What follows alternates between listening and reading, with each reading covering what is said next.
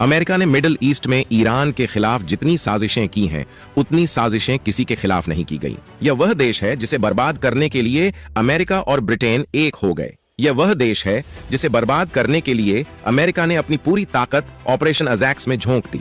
Operation Ajax क्या था और 1953 में ऐसा क्या हुआ था कि अमेरिका ईरान के एक प्रधानमंत्री को हटाने के लिए अपनी सारी दौलत गंवाने को तैयार था?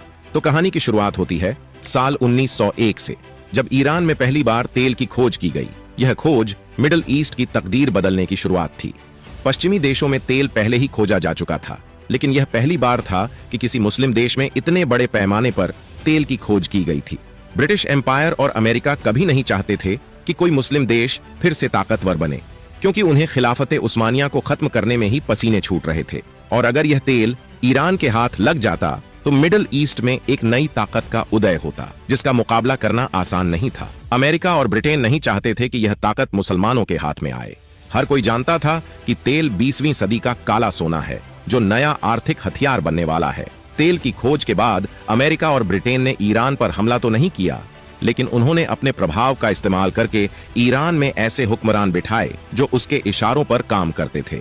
उन्होंने बड़े पैमाने पर ईरान में अपनी तेल रिफाइनरी स्थापित की, कुएं खोदे और अपनी शर्तों पर दुनिया को तेल बेचने लगे। सब कुछ ठीक चल रहा था। ईरान की दौलत से ब्रिटिश एम्पायर और पश्चिमी देश खजाने भर रहे थे। लेकिन तभी 1952 में एक ऐसा हादसा हुआ जिसने ईरान के इतिहास को बदल कर रख दिया, और वह हादसा था ईरान का सत्ता परिवर्तन।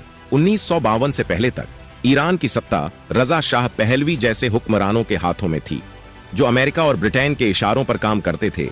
लेकिन 1952 में पहली बार रजा शाह को चुनौती मिली, जब मोहम्मद मोसद्देक ईरान के प्रधानमंत्री बन गए। मोहम्मद मोसद्देक के हाथ में सत्ता आते ही बड़े पैमाने पर क्रांतिकारी काम करने शुरू किए। उन्होंने देश की पेट्रोलियम इंडस्ट्री को अपने कब्जे में लेने की योजना बनाई और ईरान की पहली नेशनल ईरानियन ऑयल कंपनी की स्थापना की। तेल कंपनियों का राष्ट्रीयकरण एक तरह से अमेरिका और ब्रिटेन के वर्चस्व पर सबसे बड़ी चोट थी।